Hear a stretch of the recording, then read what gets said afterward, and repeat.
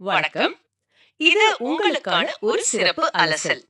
இன்னைக்கு நாம உங்க 8ஆம் வகுப்பு சமூக அறிவியல் பாடநூல்ல இருக்கிற மாநில அரசு எவ்வாறு செயல்படுகிறது அப்படிங்கிற அத்தியாயத்தை கொஞ்சம் ஆழமா பார்க்க போறோம்.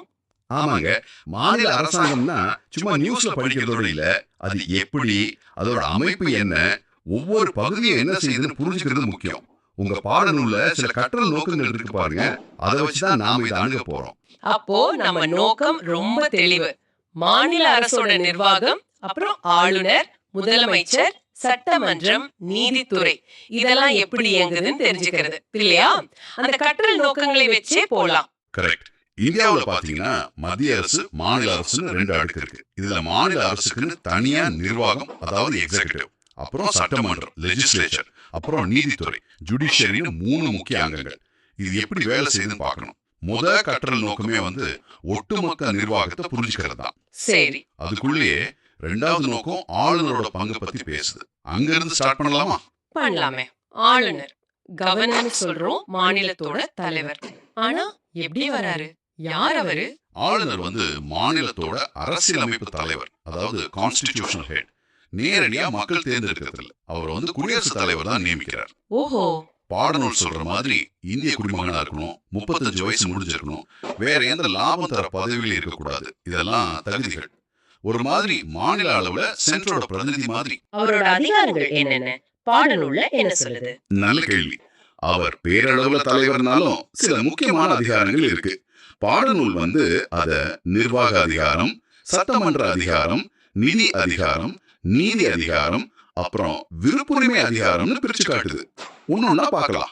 சரி, முதல்ல நிர்வாக அதிகாரங்கள். அதுல என்ன மெயின்? முதலமைச்சர், மற்ற அமைச்சர்கள் இவங்களை நியமிக்கிறது இவரோட முக்கியமான நிர்வாக பணி. தேர்தல்ல யார் மெஜாரிட்டி வாங்குறாங்களோ அந்த கட்சி தலைவரை சிஎம் நியமிப்பார்.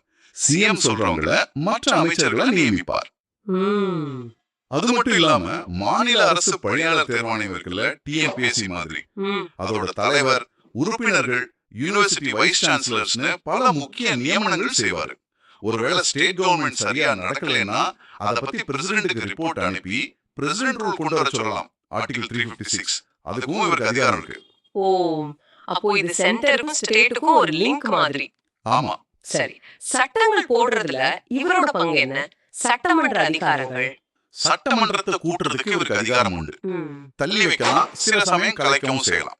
எலெக்ஷனுக்கு அப்புறம் முதல் கூட்டம், வருஷத்தோட முதல் கூட்டம், இதுல எல்லாம் அவர் பேசுவார். கவர்மெண்டோட பாலிசி என்னன்னு சொல்ற மாதிரி. சரி, முக்கியமா சட்டமன்றம் பாஸ் பண்ற எந்த மசோதாவும் இவர் சைன் பண்ணாதான் சட்டமாகும். சில பில்ல இவர் பிரசிடென்ட் கன்சிடரேஷனுக்கு அனுப்பலாம். அப்புறம் லெஜிஸ்லேட்டிவ் கவுன்சில், அதாவது மேலவை இருக்கிற ஸ்டேட்ஸ்ல, அதுல 6ல் ஒரு பங்கு மெம்பர்ஸை இவர் தான் நாமினேட் பண்ணுவார். கலை, இலக்கியம், அறிவியல், சமூக சேவை, கூட்டுறவு இதுல சிறப்பா இருக்கிறவங்களை. ஓகே, ஆங்கிலோ இந்தியன் நியமனம் பத்தியும் பாடநூல்ல இருக்கு. ஆமா, அவங்களுக்கு பிரதிநிதித்துவம் இல்லனா ஒருத்தர் நியமிக்கிற அதிகாரம் முன்னாடி இருந்துச்சு.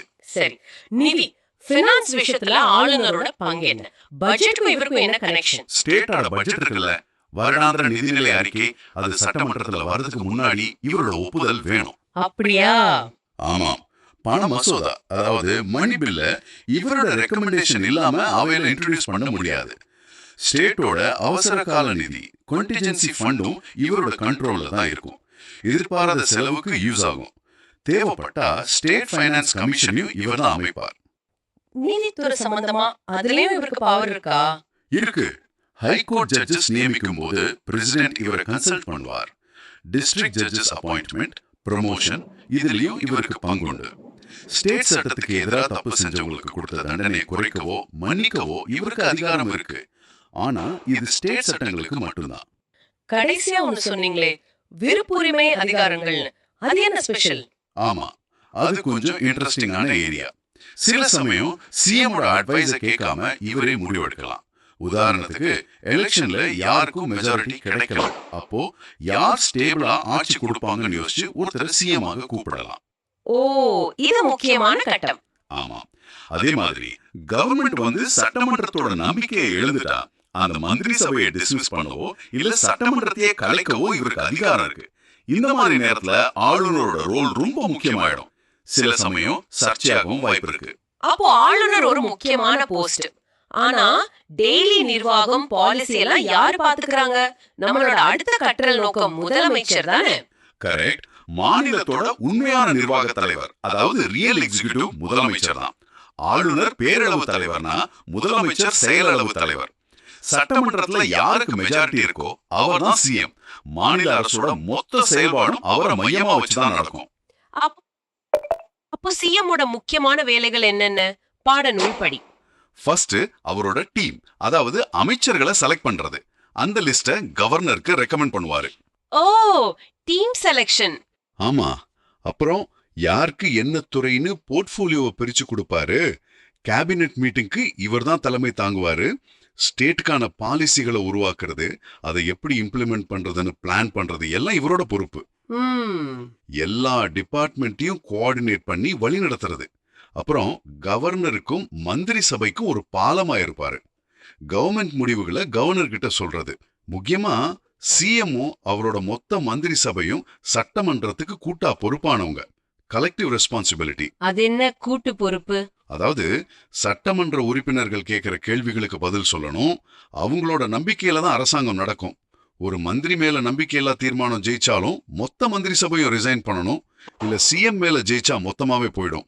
இந்த அமைச்சரவையில எல்லாரும் ஒரே மாதிரி பவர்ல இருப்பாங்களா? இல்ல, பாடநூல்ல 3 வகை சொல்றாங்க. கேபினெட் மினிஸ்டர்ஸ், ராஜாங்க அமைச்சர்கள், மினிஸ்டர்ஸ் ஆஃப் ஸ்டேட், அப்புறம் துணை அமைச்சர்கள், டெப்யூட்டி மினிஸ்டர்ஸ். கேபினெட் அமைச்சர்கள் தான் ரொம்ப முக்கியம். மெயின் டிபார்ட்மெண்ட்ஸ் அவங்க கிட்ட இருக்கும். பாலிசி முடிவெடுக்கிறதுல அவங்க பங்கு அதிகம். சரி சரி. ராஜாங்க அமைச்சர்கள் கேபினெட் மினிஸ்டர்ஸ்க்கு ஹெல்ப் பண்ணலாம். இல்ல சில சமயம் சில துறைகளை இண்டிபெண்டா பாத்துக்கலாம். துணை அமைச்சர்கள் அவங்களுக்கு கீழே நிர்வாக வேலைகள்ல ஹெல்ப் பண்ணுவாங்க. ஓகே, இப்ப நம்ம சட்டங்கள் இயற்றப்படுற இடத்துக்கு வரலாம். மாநில சட்டமன்றம், இது 4வது கற்றல் நோக்கம் இல்லையா? தமிழ்நாட்டுல எப்படி இருக்குது? ஆமா, சட்டம் இயற்றுகிற பாடி தான் லெஜிஸ்லேச்சர். சில ஸ்டேட்ஸ்ல 2 ஹவுஸ் இருக்கும். லெஜிஸ்லேட்டிவ் அசம்பிளி, சட்டமன்ற பேரவை, லெஜிஸ்லேட்டிவ் கவுன்சில், சட்டமன்ற மேலவை. பை கேமரல்னு சொல்லுவாங்க. ஆனா தமிழ்நாட்டுல நிறைய ஸ்டேட்ஸ் மாதிரி ஒரே ஒரு அவை தான், யூனிகேமரல், சட்டமன்ற பேரவை மட்டும்தான். சட்டமன்ற பேரவை, அதாவது லெஜிஸ்லேட்டிவ் அசெம்பிளி, இத பத்தி கொஞ்சம் சொல்லுங்களேன். இதுதான் நம்ம ஓட்டு போட்டு நேரடியா தேர்ந்தெடுக்கிற எம்எல்ஏகள் இருக்கிற அவை. இதோட டேர்ம் 5 வருஷம். ஆனா கவர்னர் அதுக்கு முன்னாடியும் கலைக்கலாம். ஸ்டேட்டோட பாப்புலேஷனை பொறுத்து 60ல இருந்து 500 எம்எல்ஏ வரைக்கும் இருக்கலாம். எம்எல்ஏ ஆக மினிமம் ஏஜ் 25. இந்த அவையை நடத்துறதுக்கு ஸ்பீக்கர், டெப்யூட்டி ஸ்பீக்கர்னு உறுப்பினர்களுக்குள்ள இருந்து தேர்ந்தெடுப்பாங்க. அவங்க தான் அவையை கண்டக்ட் பண்ணுவாங்க. சரி, சட்டமன்ற மேலவை, லெஜிஸ்லேட்டிவ் கவுன்சில் தமிழ்நாட்டுல இல்லன்னு சொன்னீங்க. அது எப்படி இருக்கும் இருந்திருந்தா? ஆமா, தமிழ்நாட்டுல 1986ல அதை நீக்கிட்டாங்க. ஆனா அது இருக்கிற ஸ்டேட்ஸ்ல அது ஒரு பெர்மனன்ட் ஹவுஸ். கலைக்க முடியாது. உறுப்பினர்களோட பதவி காலம் 6 வருஷம். 3ல 1 பங்கு மெம்பர்ஸ் 2 வருஷத்துக்கு ஒரு தடவை ரிட்டையர் ஆவாங்க. ஓ, அப்ப அது எப்பவும் இயங்கிட்டே இருக்கும். ஆமா, இதுலமே நேரடி எலெக்ஷன்ல வர மாட்டாங்க. Graduates, teachers, local body members, எம்எல்ஏக்கள் இவங்கெல்லாம் சேர்ந்து மறைமுகமா தேர்ந்தெடுப்பாங்க. இது போக கவர்னரும் சில பேரை நாமினேட் பண்ணுவார். கலை, இலக்கியம், அறிவியல், சமூக சேவை, கூட்டுறவுல ஸ்பெஷலிஸ்டா இருக்கிறவங்கள. இதுக்கு மெம்பராக 30 வயசு வேணும். இது எதுக்கு? 2 அவை எதுக்கு? இது ஒரு செக் மாதிரி. அசம்பிளி வேகமா ஒரு சட்டம் கொண்டு வந்தா கவுன்சில்ல இருக்கிற அனுபவம் வாய்ந்தவங்க அதை ஆராய்ஞ்சு நிதானமா விவாதிச்சு சில திருத்தங்கள் சொல்லலாம். ஒரு பில்டரை இன்னும் பெட்டராக்குறதுக்கு ஹெல்ப் பண்ணணும்னு ஒரு கருத்து இருக்கு. இன்ட்ரெஸ்டிங். சரி, இந்த சட்டமன்றத்தோட வேலைகள் என்ன? வெறும் சட்டம் போடுறது மட்டும்தானா? இல்ல, முக்கியமா 3 பணிகள் இருக்கு. ஒன்னு, நீங்க சொன்ன மாதிரி சட்டம் இயற்றுதல். ஸ்டேட் லிஸ்ட்ல இருக்கிற சப்ஜெக்ட்ஸ் போலீஸ், அக்ரிகல்ச்சர் மாதிரி. கன்கரண்ட் லிஸ்ட்ல இருக்கிற சப்ஜெக்ட்ஸ் எஜுகேஷன், ஃபாரஸ்ட் மாதிரி. இதுக்கெல்லாம் சட்டம் போடலாம். சரி, ரெண்டாவது நிதி பணி, ஃபினான்ஷியல் ஃபங்க்ஷன்.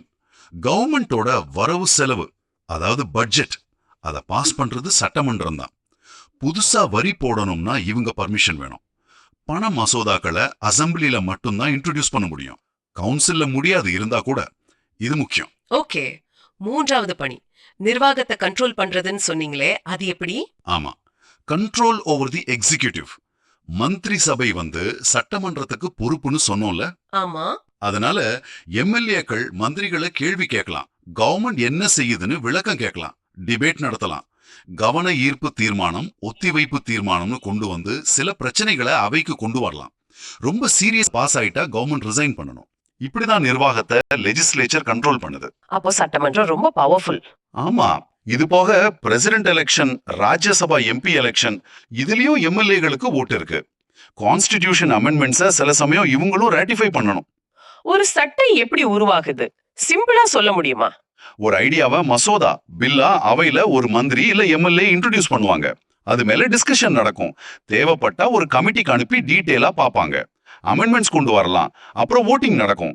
மெஜாரிட்டியில பாஸ் ஆனா அடுத்த கட்டமா கவர்னரோட அப்ரூவலுக்கு போகும். அவர் சைன் பண்ணதும் அது ஆக்ட் ஆயிடும், அதாவது சட்டம். இதுதான் பேசிக் ப்ரொசீஜர். ரொம்ப கிளியரா இருக்கு. இப்போ நம்ம கடைசி பகுதிக்கு வந்துட்டோம்.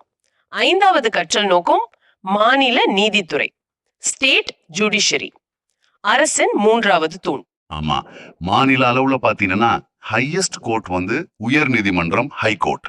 ஒவ்வொரு ஸ்டேட்டுக்கும் ஒரு ஹை கோர்ட் இருக்கணும். ஆனா சில சமயம் 2-3 ஸ்டேட்டுக்கு இல்ல யூனியன் டெரிட்டரிக்கு சேர்த்து ஒன்னா இருக்கலாம்.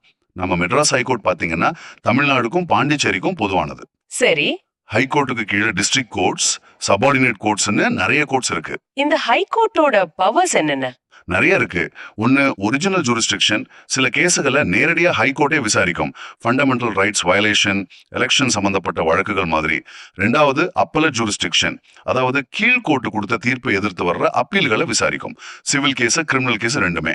அடிப்படை உரிமைகளை காப்பாத்துற ரிட் அதிகாரம் பத்தி பாடநூல்ல முக்கியமா சொல்லிருக்கேன். ஆமா, அது ரொம்ப முக்கியம். ரிட் ஜூரிஸ்டிக்ஷன் அடிப்படை உரிமைகளை பாதுகாக்கிறதுக்காகவும் சில சமயம் மற்ற சட்ட உரிமைகளுக்காகவும் ஹைகோர்ட் 5 வகையான ரிட்களை இஷ்யூ பண்ணலாம். 5 வகையா? ஆமா. ஹேபியஸ் கார்பஸ், சட்ட விரோதமா ஒருத்தர் பிடிச்சு வச்சிருந்தா கோர்ட் முன்னாடி கொண்டு வர சொல்றது. மேண்டமஸ், ஒரு அரசு அதிகாரி தன் கடமையை செய்யலைன்னா அதை செய்ய சொல்லி ஆர்டர் போடுறது. ப்ரொஹிபிஷன், கீழ்கோர்ட் தன் அதிகார எல்லையை தாண்டி போனா அதை தடுக்கிறது. கோ வாரண்டோ, ஒருத்தர் என்ன தகுதியில ஒரு அரசு பதவியில இருக்காருன்னு கேள்வி கேட்கறது. சர்ஷியாரிட்டி, கீழ்கோர்ட்டோட ஒரு கேஸையோ தீர்ப்பையோ ரிவ்யூ பண்றதுக்காக ஹைகோர்ட்டுக்கு மாத்துறது. இந்த ரிட்ஸ் தான் மக்களோட உரிமைகளுக்கான பெரிய பாதுகாப்பு கவசம். ஓஹோ, வேற என்ன அதிகாரங்கள் இருக்கு? ஹைகோர்ட் வந்து தனக்கு கீழே இருக்கிற எல்லா கோர்ட்டையும் சூப்பர்வைஸ் பண்ணும், கண்ட்ரோல் பண்ணும். இது சூப்பர்வைசரி ஜூரிஸ்டிக்ஷன். அதோட ஹைகோர்ட் கொடுக்கிற தீர்ப்பெல்லாம் ரெக்கார்ட் பண்ணி வைப்பாங்க. அது பின்னாடி வர்ற கேஸ்களுக்கு ஒரு ஆதாரமா இருக்கும். அதனால அது கோர்ட் ஆஃப் ரெக்கார்டாவும் செயல்படுது. பாடநூல்ல கடைசியா பெண்கள் சொத்துரிமை பத்தி ஒரு பாயிண்ட் வருது. அது எதுக்கு இங்க வருது? சட்டத்துக்கும் இதுக்கு என்ன சம்பந்தம்? அது வந்து சட்டம் எப்படி சமுதாயத்துல ஒரு மாற்றத்தை கொண்டு வருதுங்கிறதுக்கு ஒரு நல்ல உதாரணம். ஆரம்பத்துல இந்து வாரிசுரிமை சட்டம் 1956 படி மூதாதையர் சொத்துல பெண்களுக்கு சம உரிமை இல்லாம இருந்துச்சு. ஆனா தமிழ்நாடு அரசு ரொம்ப முன்னாடியே 1989லயே ஒரு சட்ட திருத்தம் கொண்டு வந்து தமிழ்நாட்டுல ஹிந்து பெண்களுக்கு மூதாதையர் சொத்துல சம பங்கு உரிமை கொடுத்தது. இது ஒரு பெரிய ஸ்டெப். இதுக்கப்புறம் தான் 2005ல சென்ட்ரல் கவர்மெண்ட் இதுக்கு சட்ட திருத்தம் கொண்டு வந்து நாடு முழுக்க இந்த உரிமையை உறுதி செஞ்சாங்க. சட்டம் எப்படி சமூக நீதியை கொண்டு வருதுன்னு காட்டுறதுக்காக இதை சொல்லியிருக்காங்க. ஆக நாம உங்க 8ஆம் வகுப்பு பாடநூல் வழிகாட்டின மாதிரி மாநில அரசுங்கிற இந்த பெரிய சிஸ்டம் எப்படி ஆளுநர், முதலமைச்சர், சட்டமன்றம், நீதித்துறைன்னு வெவ்வேறு பாகங்களோட சேர்ந்து இயங்குதுன்னு பார்த்தோம். இது உங்களுக்கு என்ன மாதிரி ஒரு ஐடியாவை கொடுக்குது? நாம புரிஞ்சுக்க வேண்டியது என்னன்னா, இந்த சிஸ்டம்ஸ் எல்லாம் தனித்தனியா இருந்தாலும் ஒன்னோட ஒன்னு கனெக்டட். பவர் வந்து ஷேர் பண்ணப்பட்டிருக்கு. அதே நேரம் ஒன்னு செக் பண்றதுக்கும் மெக்கானிசம் இருக்கு. Sex and balances.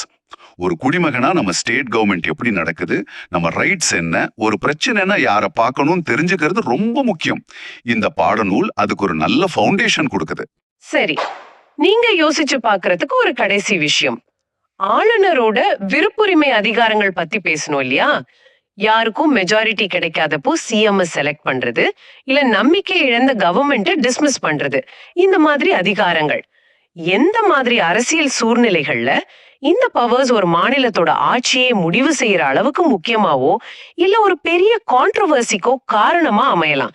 இத பத்தி நீங்க யோசிச்சு பாருங்க. மாநில அரசின் செயல்பாடு குறித்த நம்ம இந்த அலசல் இதோட முடியுது. இந்த புரிதல் உங்களுக்கு யூஸ்ஃபுல்லா இருந்திருக்கும்னு நம்புறோம்.